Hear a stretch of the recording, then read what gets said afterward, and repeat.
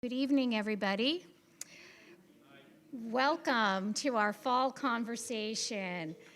I'm Ellen Maloney, President and Chief Operating Officer of Newton-Wellesley Hospital, and it's my pleasure to be here with you all this evening.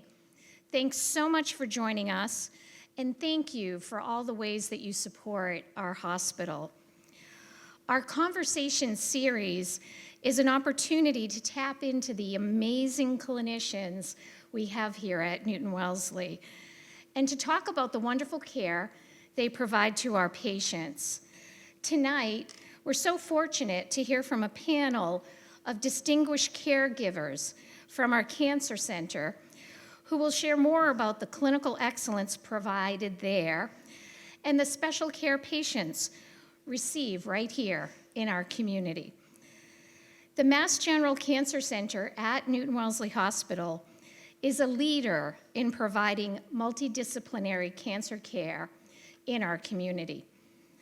The center offers innovative treatments, integrative support services, and personalized care that brings renewed hope and comfort to our patients and their loved ones. It is a special place, and we are so thrilled that Dr. Hong, Dr. Speck, and Jane Keefe are here to tell you all about it. But before we get to our distinguished panelists, I'm delighted to introduce our special guest and moderator of our panel tonight, Candy O'Terry, better known as Candy O. Known as Boston's beloved radio voice, Candy O is a recent inductee into the Massachusetts Broadcasters Hall of Fame. She is an award-winning radio broadcaster, podcaster, master interviewer, singer, and also an author. She and her daughter, Colleen, are the co-authors of the illustrated children's book, Nelson's Garden. Many of you will know Candy as a 25-year veteran of Magic 106.7 right here in Boston. She's the founder of My Dove Productions and the Candy O Radio Network, and currently is the host of The Story Behind Her Success, a weekly podcast and syndicated radio series. Chosen by her peers as the 2015 Massachusetts Broadcaster of the Year, Candy has interviewed nearly 1,000 women from every walk of life and is the recipient of 70 local and national awards for her excellence in women's programming. A lifelong advocate in the fight against breast cancer, Candy became a breast cancer survivor in 2024, receiving her radiation treatment right here at Newton-Wellesley. It's with great pleasure and joy that I ask you to welcome Candy O'Terry. That was so nice. Thank you very much. Everyone always asks me, so yes, I will sing it for you. Magic 106.7, right? Okay, I always like to test the temperature and see if this is going to be a lively room. Is it going to be a lively room? Yes. All right. Wow. Thank you very, very much. Okay. I've been asked to tell my story, and so I will. Some dates are etched in stone. November 8th, 2023, nearly 1 year ago. That evening, I did something naughty. Sorry, doctors. I decided to check Patient Gateway just before I went to bed. I was looking for the results of my breast biopsy, and there they were. Invasive breast cancer. Invasive carcinoma. In that moment, I was transported back in time to a hospital in Hartford, Connecticut. Green and black old linoleum floors, white walls, dim lights. I'm 18 years old, and a very wonderful nurse whispered in my ear. She said, "Candy, follow me." So I follow her down a long hallway. There is nowhere to talk, no place to speak privately. So she opens up the door to a broom closet and welcomes me inside. She turns on the light, her eyes meet mine, and she says, "Some of us with breast cancer survive. Your mother will not. She'll be dead by tomorrow." And she was. My mother's name was Marjorie. She was 52 years old, diagnosed 4 years earlier. What I am about to tell you may shock you even more. My mother blamed me for her breast cancer. I was only 14 years old when she told me that I had been so disobedient that somehow the stress that I caused her had manifested itself inside her body and caused her breast cancer. And I carried that shame and that fear that breast cancer might happen to me someday for my entire adult life. Marjorie was my adoptive mother, and as you can see from this story, she was a very complicated woman, but I loved her very much. Obviously, she struggled with mental health issues, but back then, she received no mental health care connected to her own breast cancer diagnosis. At 18, I became a motherless daughter, an experience best described as being alone in a dark room without a flashlight, or being alone in a boat in the ocean without a paddle. I then decided that I had to rewrite this narrative and become an advocate in the fight against breast cancer. I wanted to do this in my mother's memory. I tell you this story because my breast cancer diagnosis was the biggest, deep, dark fear of my entire life coming true. The wound of her harsh words, the loss of her in my life as an only child of divorced parents was devastating. The memory of how sick and disfigured my mother was haunted me every day of my life. So when I got my news that first night, as a good Catholic girl, I just started saying Hail Marys over and over and over again, hoping that somehow there'd been a mistake and they sent me the wrong results. But it wasn't a mistake. The doctor called the next morning to say, "You have invasive breast cancer." And like so many women who hear these words for the very first time, the weight of it was so heavy that my mind just wasn't hearing. I was wandering off into these dark places. My husband took notes, and the doctor ended our call by saying, "You should reach out to Dana-Farber, Mass General Brigham." And I did. Putting together a care team in the middle of a health crisis is tricky business because most of the time you're just not thinking clearly. And that's why it is so important to have someone in your life who can help you lift this heavy load. Accepting the help and the kindness of others is at the core of your well-being as you fight any kind of cancer. I am blessed with a rock-solid second marriage and friends and family who love me. If you are just beginning your own breast cancer journey, it is time for you to gather your people. Choose wisely when you create your tribe. Surround yourself only with kind, capable, and positive people. One of my best friends was world-renowned breast surgeon Carolyn Kalin.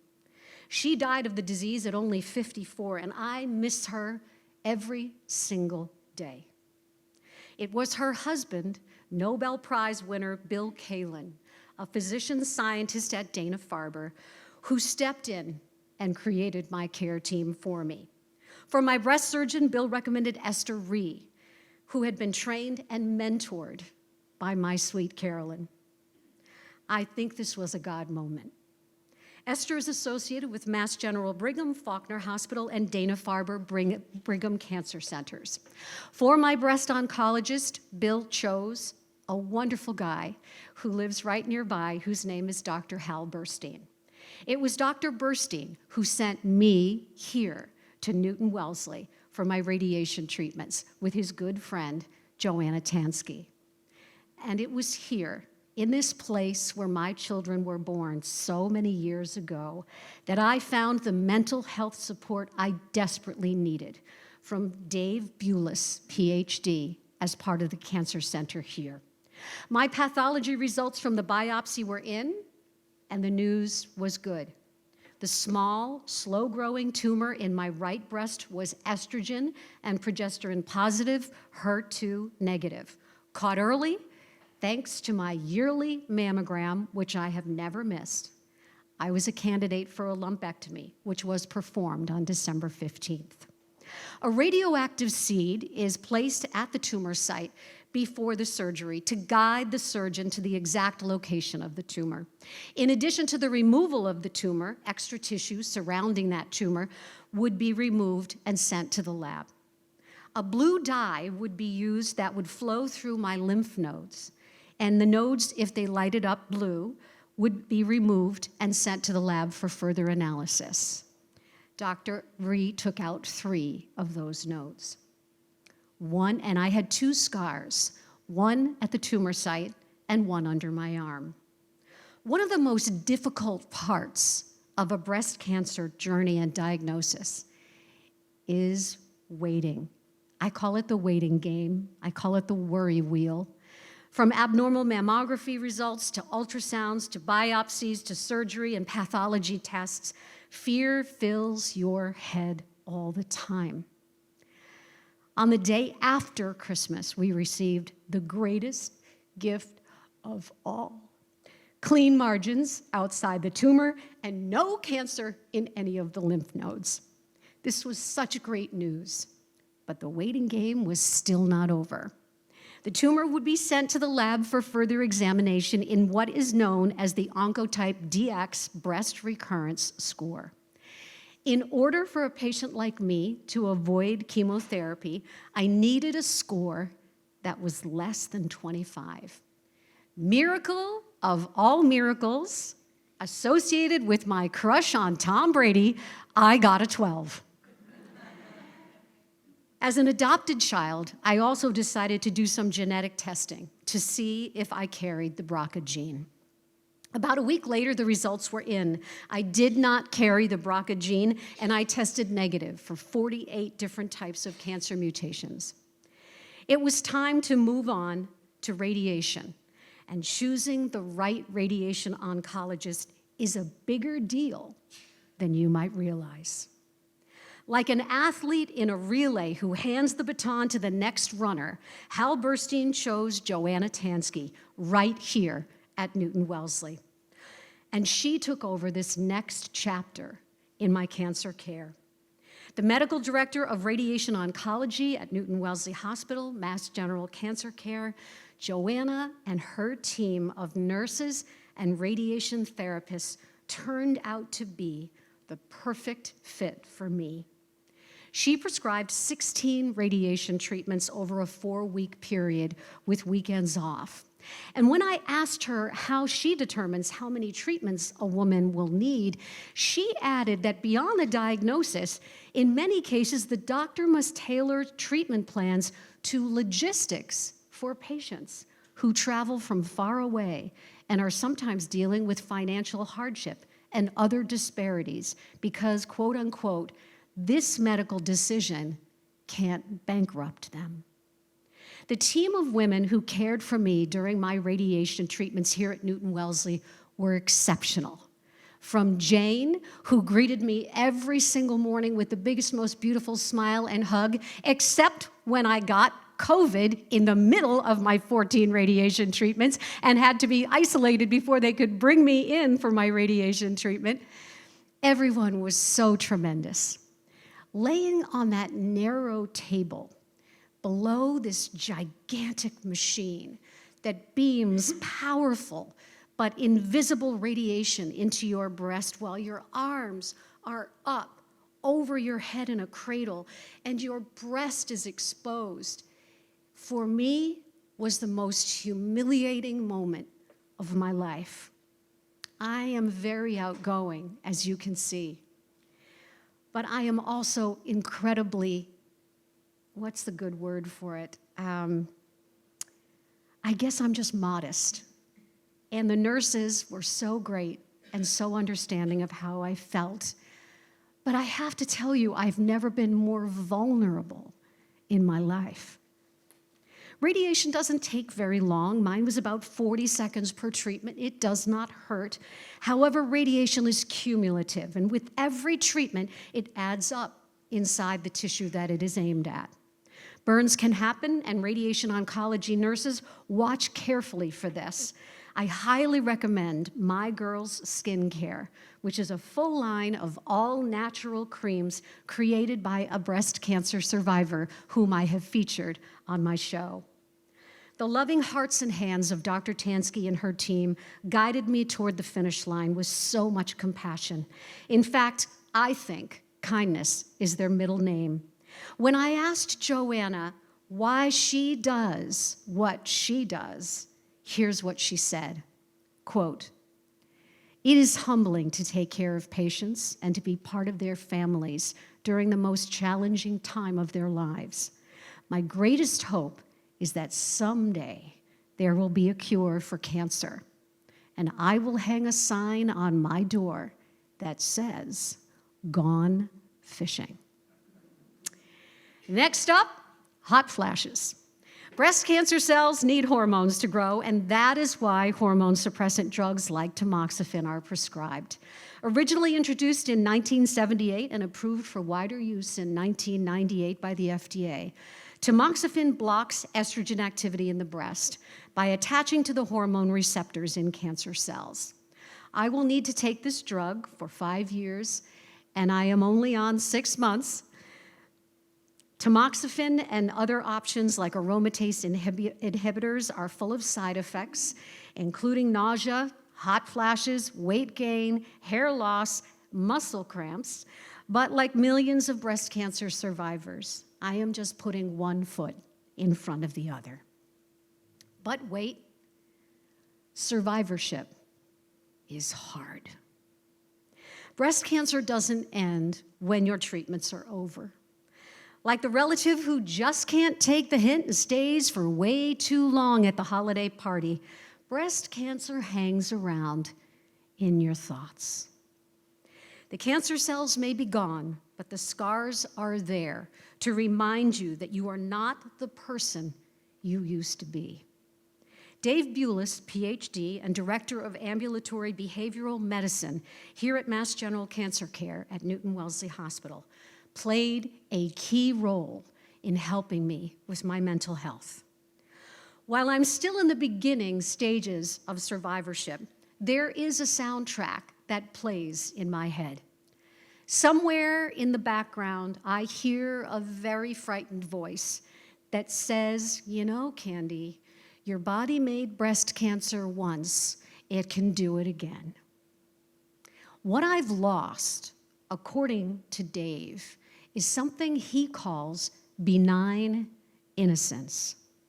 That's the more carefree way you used to feel before cancer came into your life. The door to that innocence is closed now, and the only people who understand how that loss feels are other cancer survivors. But you know what? Maybe this is the new me. I think I'll call it Candy-O 2.0. I can't go back in time to the who that I used to be, so I have to move forward or remain stuck. Breast cancer has aged me in body and in mind, but I have experienced the deepest sense of gratitude that I've ever experienced in my life. The hundreds of breast cancer survivors I have interviewed throughout my career have taken me under their wings. the many breast cancer nonprofits I have supported throughout my career, helping them raise money for research and advocacy and a cure, have reached out to me with arms wide open. My family, my friends, my colleagues, my fans have filled my heart with so much love and lifted me up. Everywhere I look, there are women at my side showing me the way. So I am so grateful for the lessons they are teaching me and the love they are giving me. Thank you for allowing me to share my breast cancer story here at Newton-Wellesley with all of you. Thank you.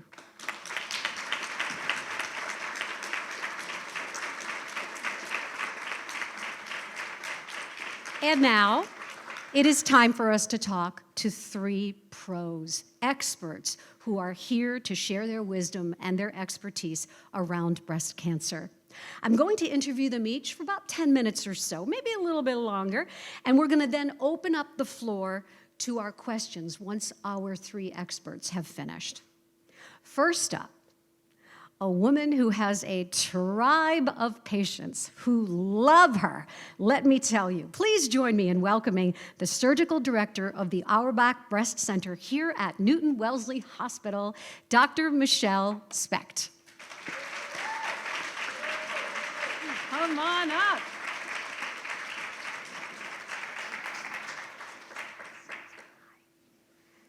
Yay. Hot seat. The hot seat. Ooh. Well, you know, I'm usually very nice when I interview people. Okay. So let's start with one of my favorite questions, which is, you know, here you are in medical school and you're going through all your training and everything. Why breast cancer? Why being a breast cancer was a breast cancer survivor? I'm sorry. Why being a breast cancer surgeon was your choice? I took a little unusual path, I would say. Tell us. I always wanted to be a surgeon. I love the idea of fixing things and really was drawn to it during my medical school training. During surgical residency, which took 5 years plus 2 years in the lab, I had 3 children, which is pretty unusual. My husband was an orthopedic surgeon, he still is. And so we had a lot going on. Yeah. But it was great. We love family. I came from a family of 4, my husband, and we were just passionate about taking care of these kids. And I was doing my residency across from Sloan Kettering in New York. Aha. And so I experienced quite a bit of my training in the field of cancer.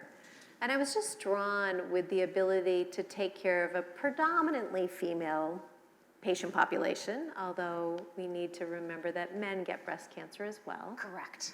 And it also created a specialty where I got to be a team player. I mean, that's the beauty of caring for patients with cancer, is it's not just about the surgery. That's right. It's I was about- talking about the baton, you know, handing the baton from the breast surgeon to the oncologist to the radiation oncologist. So true, right? And I just love being part of the team, and I love putting things together, like Tetris, of what elements each patient needs to personalize them.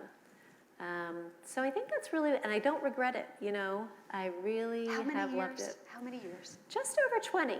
I arrived at Newton-Wellesley and Mass General in 2004 from New York, and have not looked back since. Are you a Yankee fan or a Red Sox fan?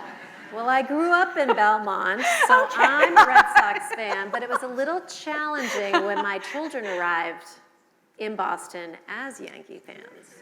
So But we had they've to survived re-educate somehow, them. right? We had to Yeah. re-educate them, reprogram them. There seems to be a rise in cancer rates among younger adults.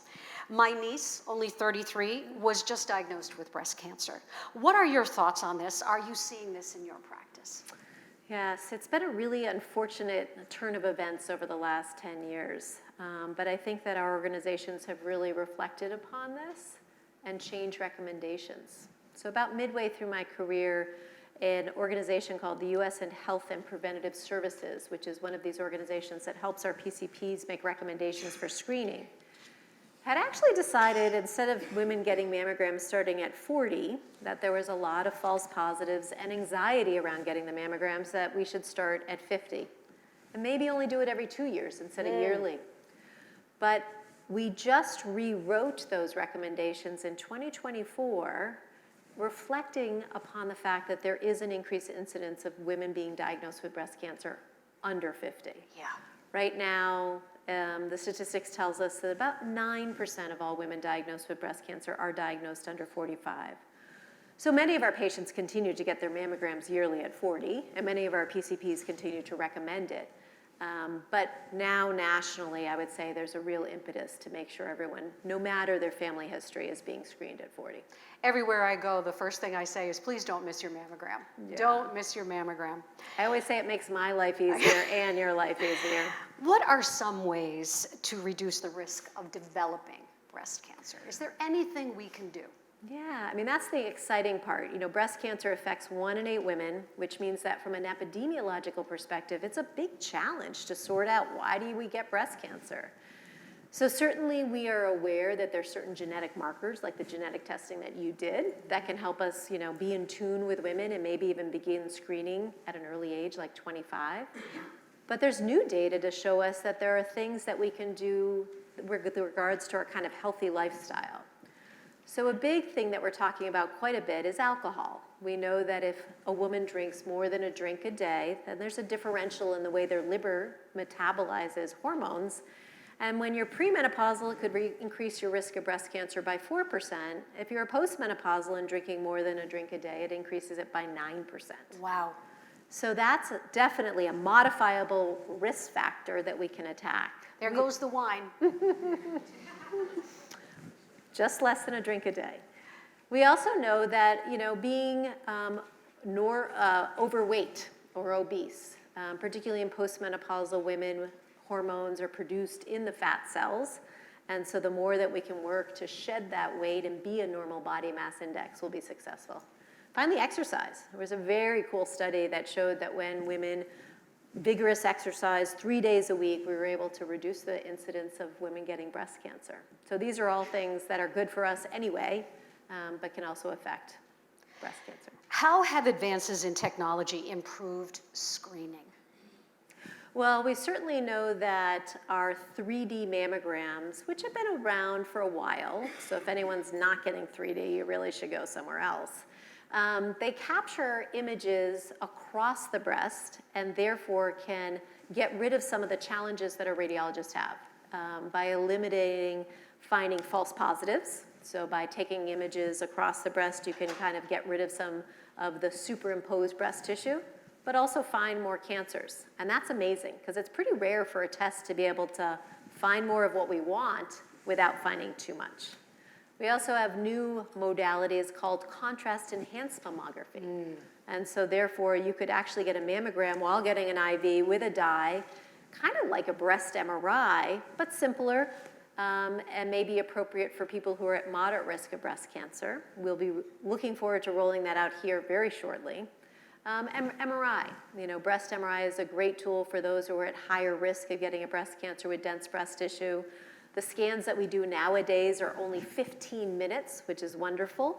Staying still in a tube is often a challenge, and so they're very well tolerated. And our staff here at Newton-Wellesley are unbelievable. They really are. They are doing MRI biopsies twice a week, multiples in a day. I secretly often send patients from in town to here to get their biopsies done because we can get them done much more quickly. In more than 2 decades as a surgeon, how have you seen surgical treatments for breast cancer change? I think one of the most exciting things that we've seen over the last few years really stems from this idea that when a crisis happens, like COVID, you can take advantage of what you learn and just go with it. So I'm a bit competitive. My husband's an orthopedic surgeon, and the orthopedic surgeons were sending their hip and knee patients home the same day. So in 2019, I said, well, we should be able to send mastectomy patients home with reconstruction, without reconstruction, one side, both sides, because we had looked at our data from just a few years before, and our length of stay was about 26 hours, 27 hours. So people were staying overnight to get discharged the following day. So I assembled a team, whole team, nurses, nurse practitioners, our anesthesiologists, our visiting nurses that visited people at home, and we created an early recovery process. Wow. And then COVID hit. And I'll be honest with you, in 2019, I still was a little nervous. I'd tell a patient, well, you could probably just stay overnight. But you weren't getting your operation in 2020 if you had cancer, if you had to stay overnight. And so between 2020 and 2021, we collected over 425 patients across Newton-Wellesley and Mass General. And we demonstrated that 86% of women who intended to go home same day went home same day. Wow. And that's just changed the way we do this operation. And it's been fabulous. I get notes from patients who say, my family was gonna kill you sending me home. But waking up with my kids and playing cards with them the following morning in my own bed was so moving and so worth it. You know, I think about my situation with being fortunate enough to have a lumpectomy. Back in the day, for a woman like my mom, who was diagnosed with an aggressive metastatic breast cancer, we didn't have mammography, so by the time that the surgeon saw the patient, we had already had spread within the body. How would you describe now the amount of lumpectomies you do versus mastectomies? Is it even? I mean, obviously it's probably more than it used to be. Does it have to do with the level of disease once it's discovered?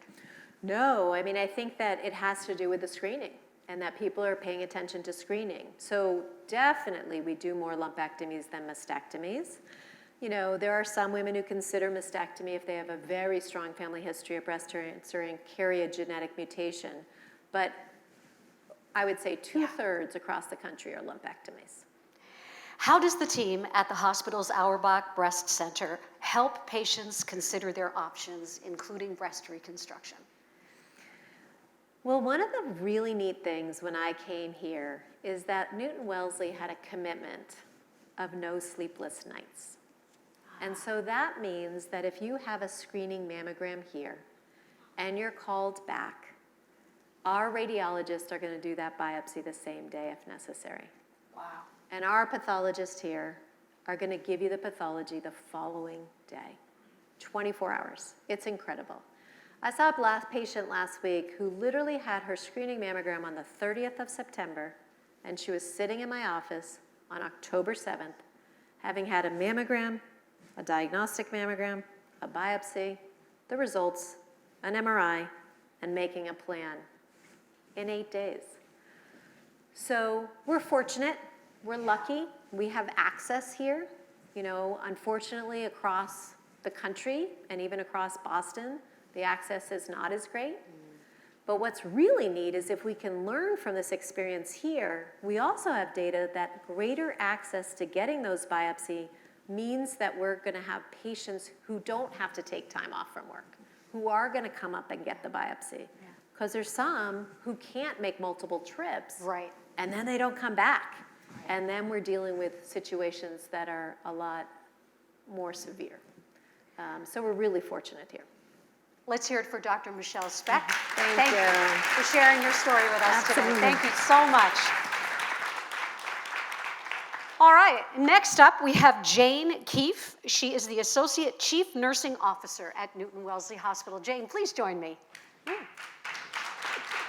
Hey, Jane. Hi. It's not a hot seat. Michelle, was that a hot seat? Was that not stressful at all?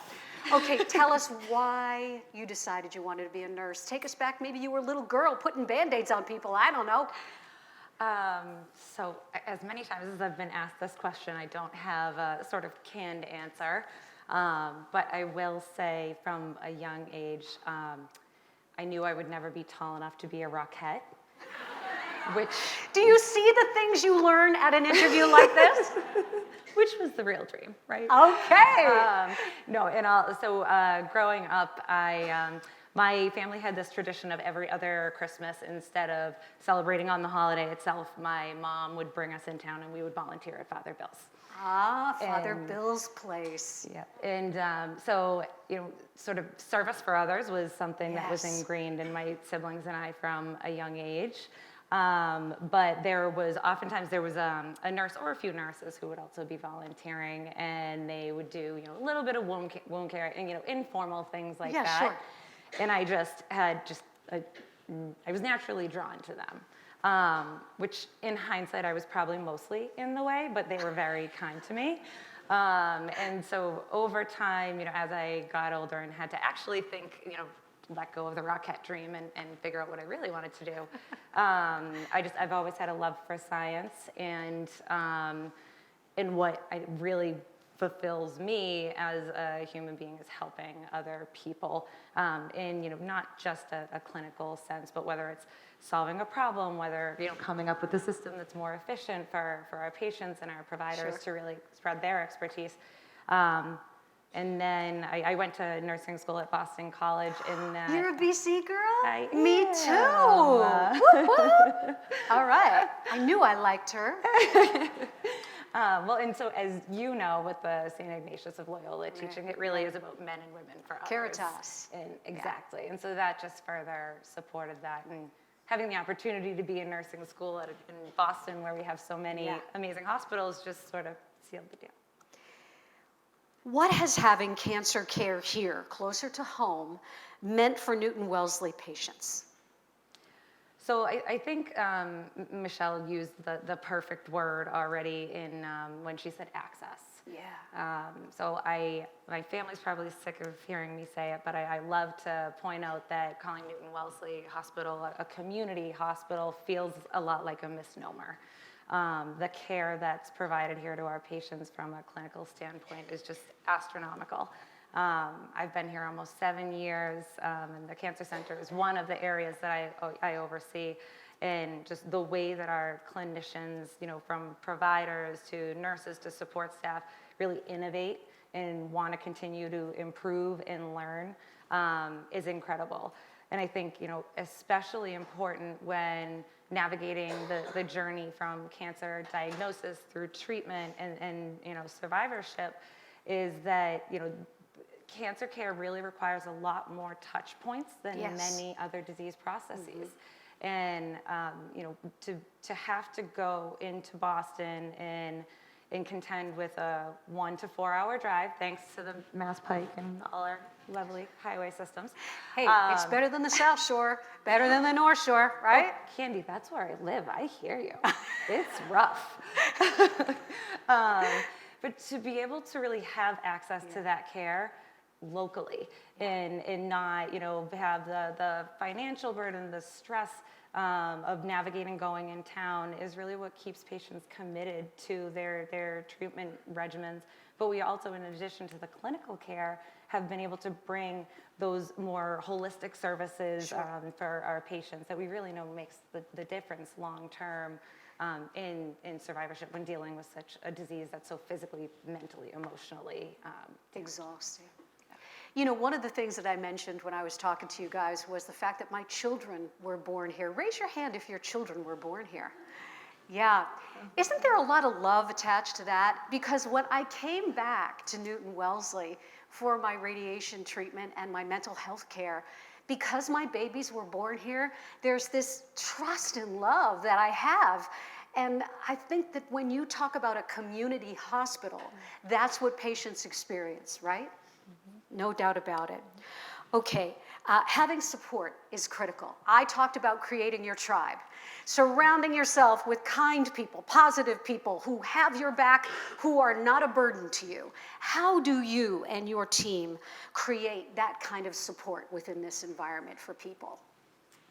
So I think when I started to learn about the Cancer Center, because my background is not specifically in oncology, it's in critical care.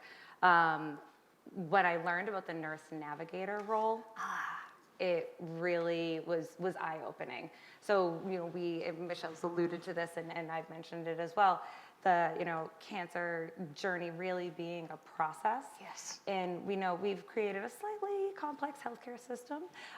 So to be able to navigate that for anyone can be a challenge, but when you're going through, a cancer diagnosis that's so impactful not only to the individual, but their loved ones, to have someone to help you navigate that, whether it's helping you sort of break down the understanding of a clinical component of what's going on with you, but also to make sure that you're aware of what supports are out there in terms of, social supports, but also, financial support. How can we just overall make this extraordinarily difficult time easier so that the individual can focus on getting the care they need? Getting better, healing, Exactly. right? What supports are helping families through this difficult time right here at the hospital? Talk about that. Sure. So on the sort of outpatient cancer-centered side of things, we have, I think of, as a parent, I often worry, what would happen if I suddenly had to deal with such a difficult diagnosis. And our PACT program, our Parenting at a Challenging Time program, helps to partner parents who are navigating this uncharted and difficult territory with clinical social workers or psychologists, really whatever the need is, so that they can focus on getting their care, but also know that they're doing their job as a parent to also care for their children and their loved ones. But it doesn't just stop with, the psychiatry or just that conversation. Yeah. It goes, beyond that, whether it's working with a dedicated nutritionist or, having physiatry expertise, to, massage and Reiki and Sure. things that can make you feel, better in the moment. And I also oversee the inpatient, some of the inpatient units, and I will say, even on that side, the extra steps that our staff take. I walked by a room that looked like it was Christmas in the middle of July and immediately was horrified that what if the Joint Commission walked in the hospital, but learned that this patient had been with us for over 90 days. And her favorite holiday was Christmas. And the nurses found flame retardant, Christmas decorations, and lights. And that gave that patient really a sense of peace. So I think it's not only the programs, but the people that we can offer to folks No too, doubt. who really focus on the whole person. Talk to me about this program for breast cancer survivors called Paving the Path to Wellness.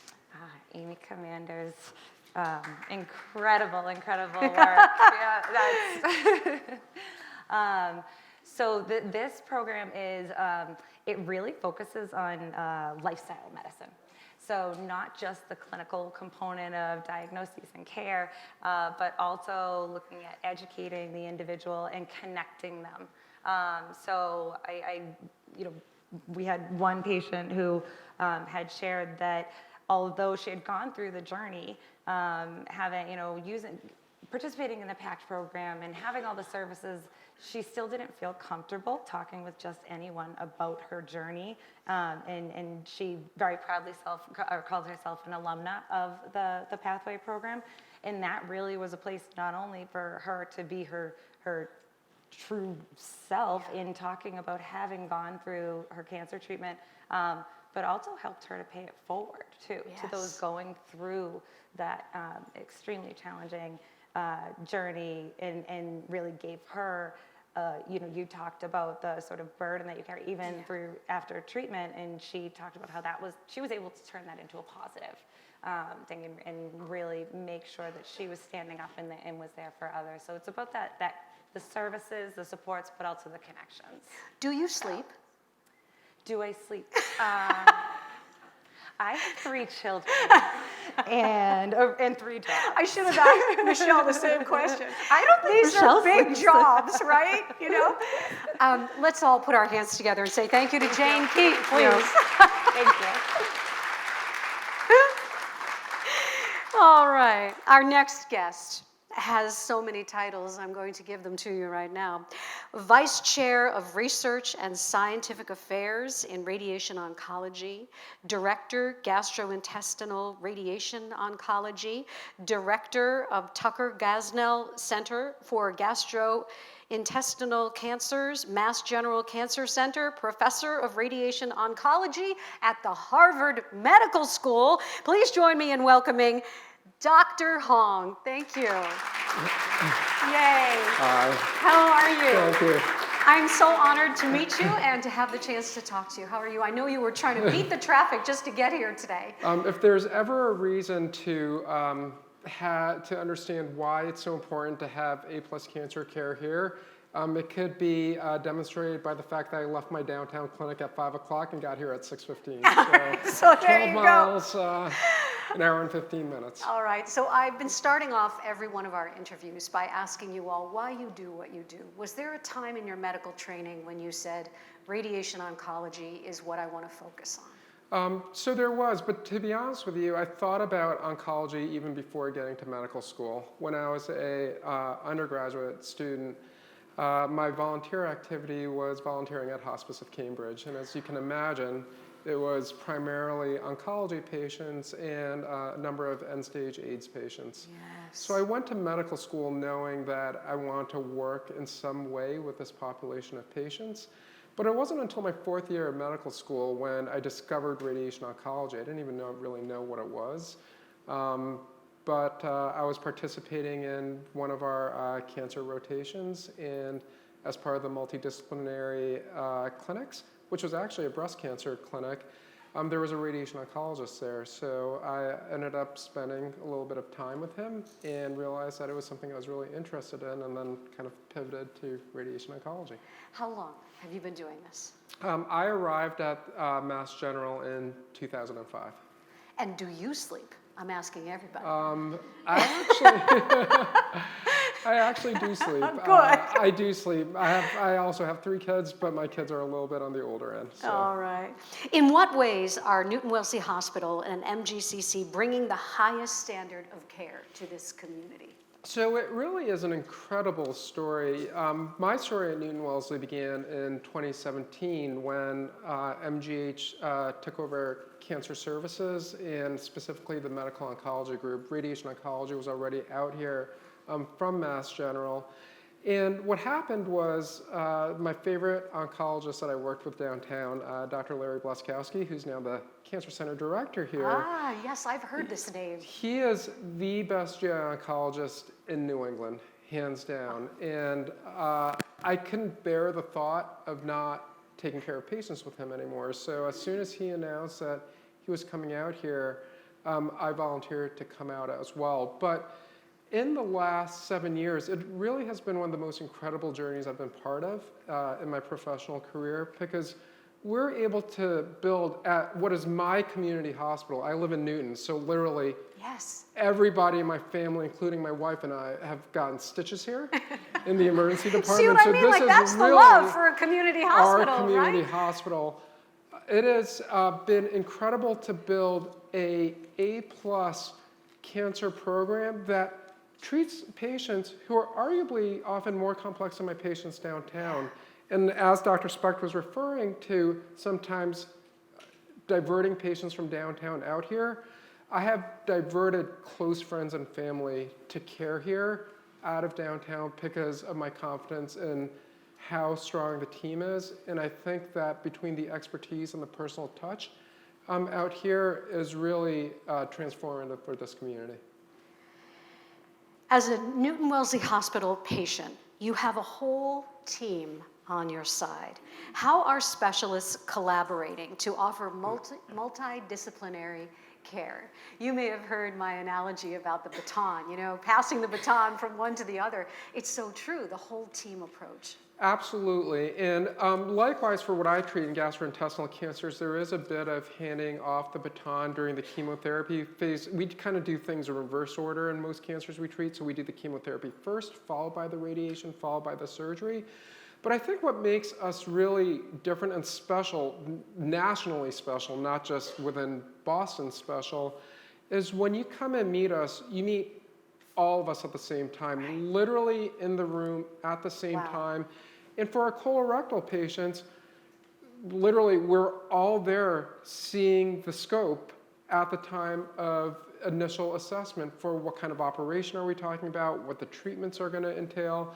So within that 1 to 2 hour meeting, our patients will leave with a comprehensive plan. No guessing, no next referral to radiation, next referral to medical oncology. And that way there's no misunderstandings. There's a holistic plan that's being built just for you as a cancer patient. And that is really unique to hear. That is so unique. And as Dr. Specht said, between mammography and surgery, we're It's happening quickly. Absolutely. To the worry wheel. The worry wheel is spinning, right? For the patient and the family. Absolutely, and there's we are deeply committed to our patients coming in to see us as soon as they're able to come and see us. Not when do we have time, we'll make the time, but as soon as they want to come in.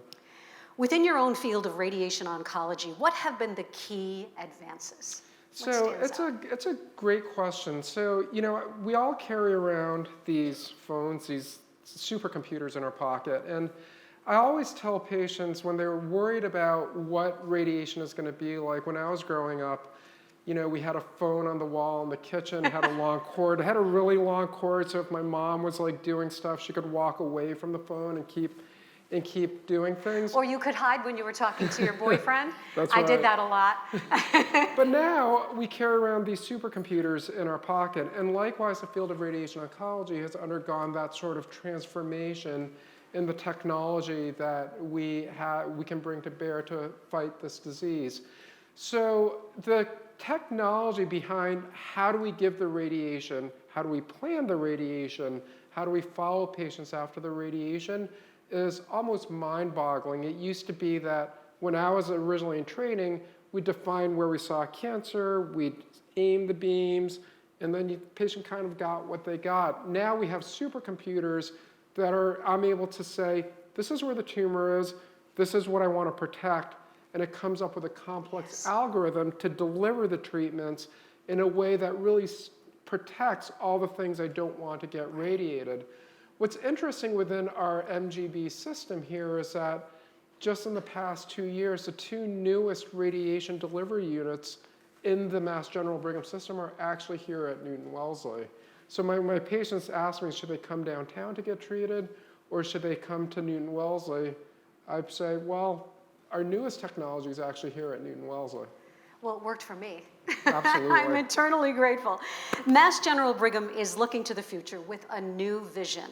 We're one against cancer. What excites you about the future right now? I think that, you know, this is really a tremendous opportunity. I know that we've already talked about the importance of delivering care to where our patients are. And again, given that this is my community hospital, I have had friends and family getting their cancer care here in this hospital. It's really important for us to be able to deliver the same complexity and quality of care equally across the network. And that's really what we mean by equity. But additionally, what Mass General has always done from a cancer perspective, I feel better than anywhere else in the country, is our commitment to this teamwork that Dr. Specht was talking about, this true multidisciplinary care. Yeah. I have folks at other institutions, at other prestigious institutions, who are shocked at the way we practice, the fact that we're committed to meeting the patient together, coming up with a holistic, unified plan, because to be honest with you, sometimes it's not efficient. But you know what? It's the right thing to do for the patients. And that's what One Against Cancer means to me. Wow, fantastic. Let's hear it, please, for Dr. Theodore Hahn. Thank you. Stay right where you are. I'm going to ask Dr. Specht and Jane Keefe to come on up. Thank you so much. And we're going to open things up to questions. However, I have a gift to give away first while everybody's getting situated.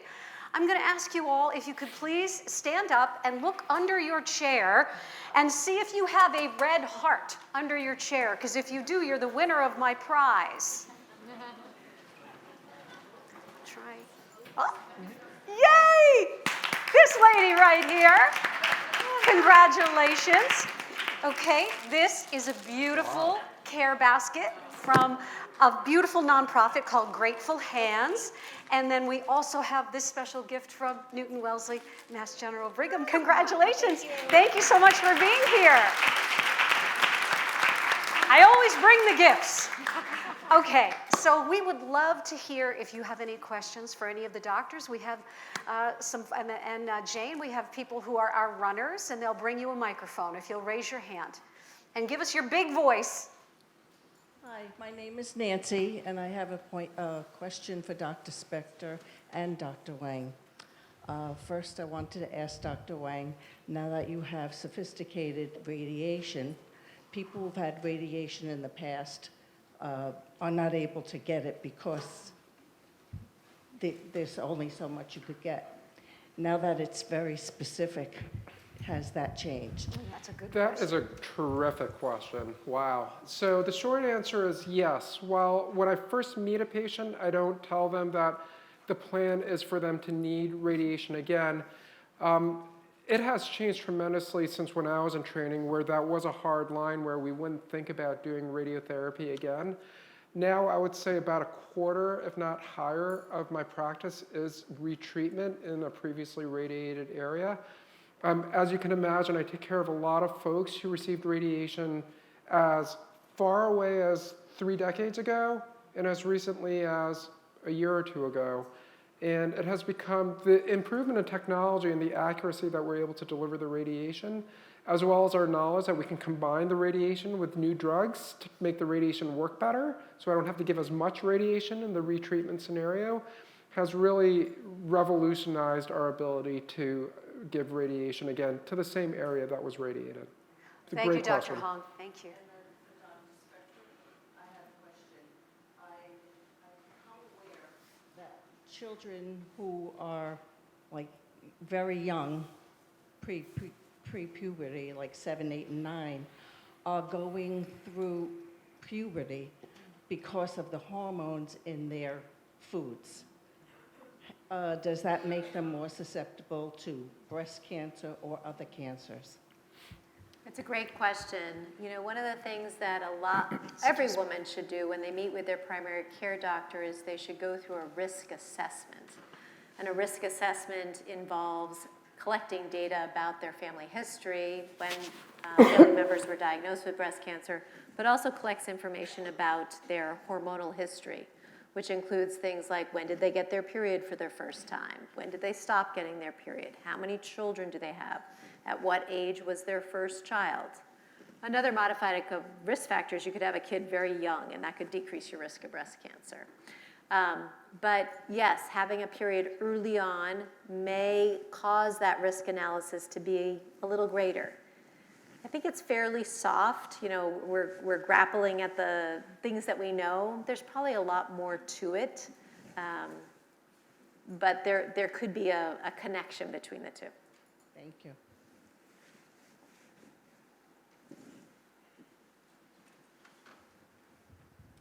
Hi, my name is Sylvia Lewis. Dr. Specht, you were my surgeon, and I'm very, very, very grateful that you Thank you. that you took me in.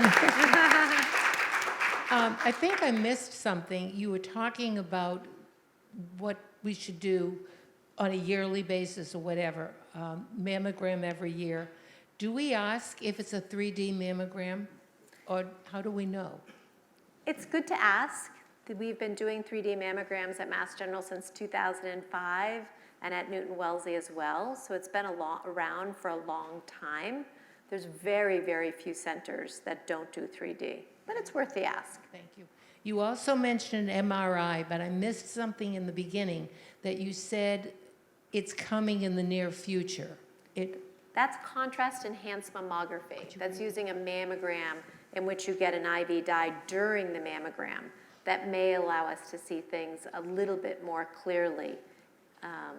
MRI is separate than that. MRI is really dedicated to someone who's at a very high risk of getting a second cancer due to their family history, genetic abnormality, and dense breast tissue. So that's not needed on a yearly basis for Not everyone? for everybody. They have a lot of false positives. Okay, thank you so much. You bet.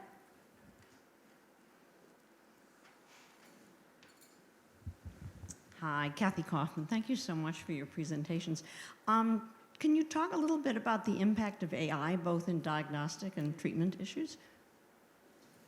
I'm happy to take that on. It's very exciting. You know, I think that this is going to be a much better way to personalize screening, particularly, because it is kind of annoying that every woman after 40 needs to get a mammogram yearly, because a lot of those women are not going to get breast cancer.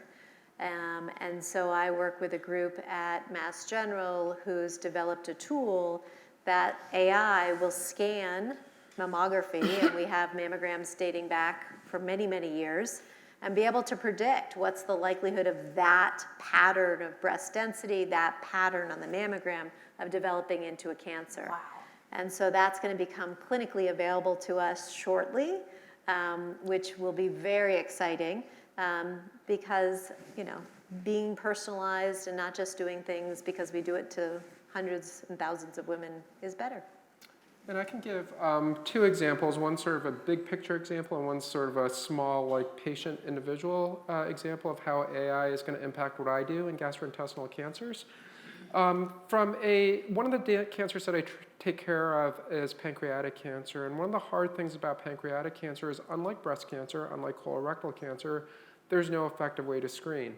And that's really a problem because the only opportunity to intercept and cure a patient is to catch it early enough when it's amenable to surgery. And for the overwhelming number of patients who are diagnosed with pancreatic cancer, it's not found in that state. So in the absence of an imaging test or a blood test that can detect pancreatic cancer early, one application of AI right now is to look broadly at electronic medical records to try to elucidate new ways to figure out who's at risk for enhanced screening, meaning is it their body mass index, is it their background health factors, is it their presence or absence of diabetes, is it other subtle things that can influence whether or not someone should be screened, like a percentage of weight loss that is unexpected in 2 annual physical visits. So there's some really subtle things that AI is trying to extract to find who is a high-risk patient for pancreatic cancer and perhaps who should undergo imaging even in the absence of specific symptoms. A project that I was involved with on a smaller scale was, for those of you who have received radiation therapy, you may recall that to plan the radiation, you undergo a CAT scan. And the reason why a CAT scan is the way we plan radiation is the radiation that we treat with is high-energy X-rays. And a CAT scan is a volumetric reconstruction of X-rays. So it accurately predicts what's going to happen with radiation therapy. But you heard Dr. Speck talk about MRI, and I use MRI a lot to see tumors because MRI often is a better way to actually visualize a specific cancer. So it would be great if we could plan right off of the MRI instead of the CAT scan, but we can't do that because an MRI is really a chemical map. It's a water signature as opposed to an electronic signature. So I worked on an AI project with GE Healthcare to transform MRI data into CAT scan data to skip the CT step so that we can go to radiation planning directly from the MRI. So that patent has been filed now, and that product is in development. I'm hopeful that we're going to be able to do that within a year or 2 on our patients. That's great.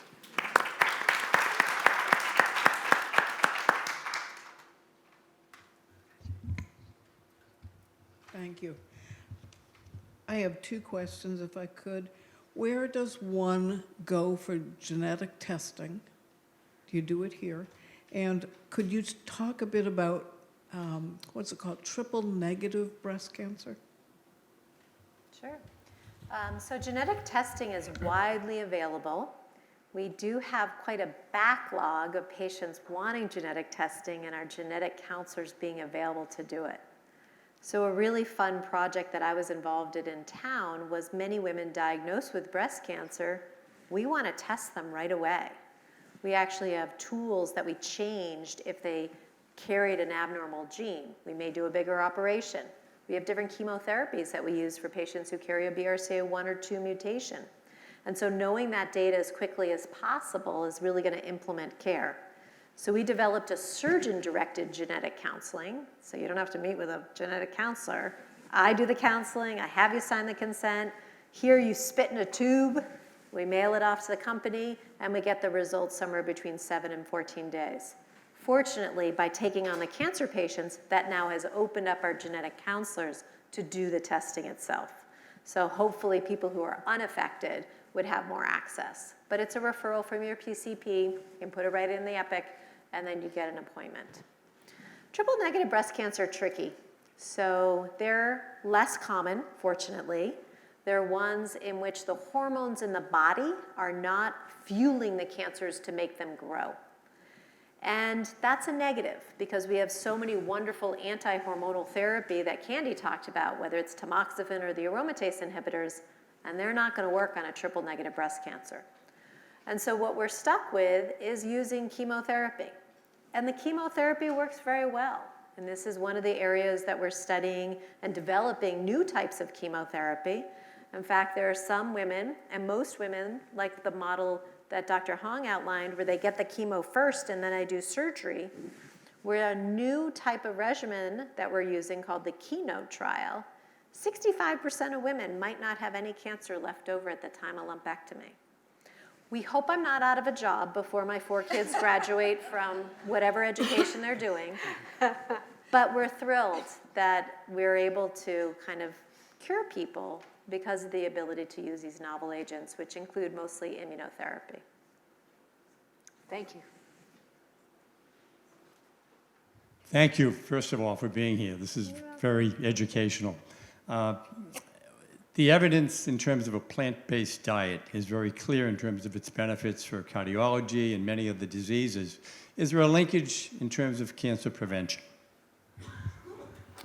So in colorectal cancer, large epidemiologic studies have demonstrated that diets that are heavy in red meat is an independent risk factor for developing colorectal cancer. So yes, from that perspective, I always take that as part of my initial visit with a patient, take that history. So yes, plant-based diets would certainly be favorable to a red meat heavy diet for colorectal cancer.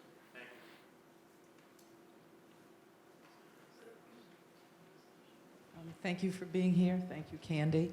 You're welcome. I have a question about radiation.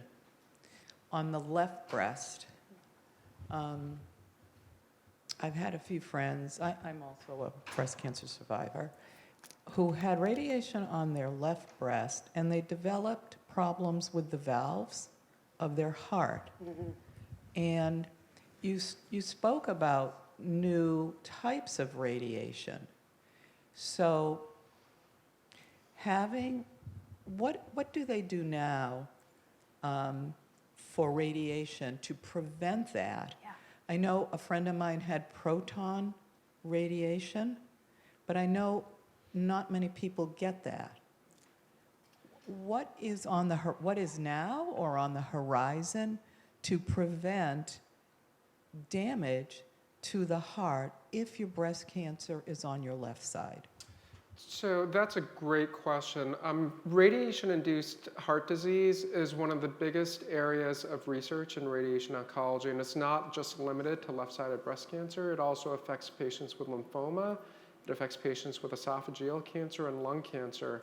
And in fact, in lung cancer, the data is so bad historically that it doesn't predict just for valve issues or early onset coronary artery disease, but actually predicts for 3-year overall survival or mortality in lung cancer. So it is a big issue, and you raised a question about what is the field doing. So let me just break it down into 3 big things that are ongoing in regards to cardiac health and radiotherapy. First is that radiation oncologists have become a lot more sophisticated in understanding the substructures of the heart and limiting dose to those areas. So as I mentioned, between the newer forms of radiation and how accurately we can deliver the radiation, if we know the at-risk subareas of the heart, we can then avoid those areas preferentially. And in fact, there's a lot of interesting ongoing work to look for even earlier detectors of potential cardiac risk based on blood-based biomarkers as well. So that's one. Number 2, you brought up proton therapy, and this is a topic near and dear to my heart because I lead a large NCI grant on proton therapy, and one of our projects is heart disease in patients with breast cancer. And there is a potential for protons to decrease the risk of heart disease just by the physical nature of what they are. For those of you folks who are wondering what are we talking about with protons and how does that differ from high energy X-rays, the way that I think about it is, let's say you break your hand and you're here at the Newton-Wellesley emergency department. An X-ray goes through the hand, so if you think about it, there's an X-ray source, there's a film, and whatever gets through your hand makes a picture. So intuitively, you know, X-rays go all the way through, and that's part of the issue with a left-sided breast cancer in the heart. Protons are a charged particle, and we can make them stop wherever we want them to stop based on the velocity that they're emitted. And at least on paper, it looks like they can do a better job protecting the heart. So protons are something under active investigation for left-sided breast cancer. The third point I'm going to bring up, though, is that this was actually the subject of a recently completed national randomized trial that Mass General had a big part in designing that specifically compared protons versus standard X-rays in breast cancer patients with left-sided breast cancer. We're not going to know the results of that study for years because, for better or for worse, cardiac events from radiation take years to develop. So we're just not going to know the outcome of that trial for years, even though the trial is completed. But because it's such an important question, that's the reason why this very, very large, thousands of patient national trial was conducted. Great question. We have time for one more. One more. Thank you. Hi, thank you so much for this. This is amazing. I have a question, as you've mentioned. You know, in earlier stages of cancer, I think immunotherapy and more targeted therapies are playing an important role recently. At what point do you assess folks for participation in maybe new therapies or even clinical trials? You know, candidates that might be, you could avoid potentially surgery, radiation, chemo, potentially all three. I just have one more comment. I actually scheduled a mammogram at Newton-Wellesley, and I have one coming up in November, and I asked them about whether AI is being used. And they said it is already in place, so I'm not sure if I got the wrong information, and they said it was since March of this year. There's different definitions of AI, so certainly when we look at mammograms, we're using a computer assist device. That was based on data to say that if two radiologists are looking at a mammogram, we're going to find more. And so the CAD is applied to all our mammograms. That's been true for many, many years. This is just a very specific tool, which is called Murray, that I was referring to. With regards to clinical trials, I think that's an amazing question because that's the other thing that we are really proud of, and particularly as we look to the MGB1 Cancer Center, that's such an exciting part of Dr. Hong and I's kind of plans, is that, you know, we having this large cancer center that will cross Mass General, Brigham, our satellites, Danvers, Newton-Wellesley, Waltham, is going to be great because we'll have the flexibility that we do right now to be able to provide clinical trials here, which we do already.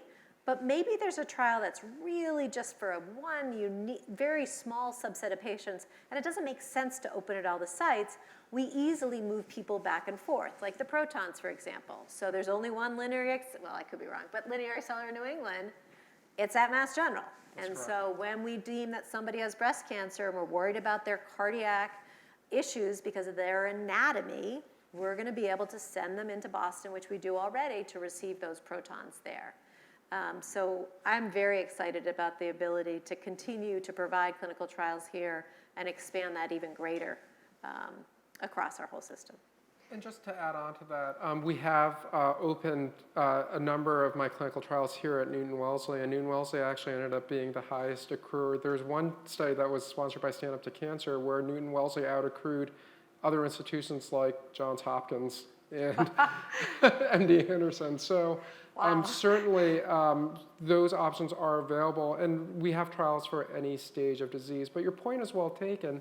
There's a small subset of patients with rectal cancer, it's only 5%, but they can get immunotherapy and avoid chemotherapy, radiation, and surgery. Literally, they can just get immunotherapy. And that is something that we're always testing for. We're always hoping for that. And that is now. That's not the future. That's today. The questions that you have all asked are so wonderful. I want to hear the biggest applause for Jane and for Michelle and for Theodore, please.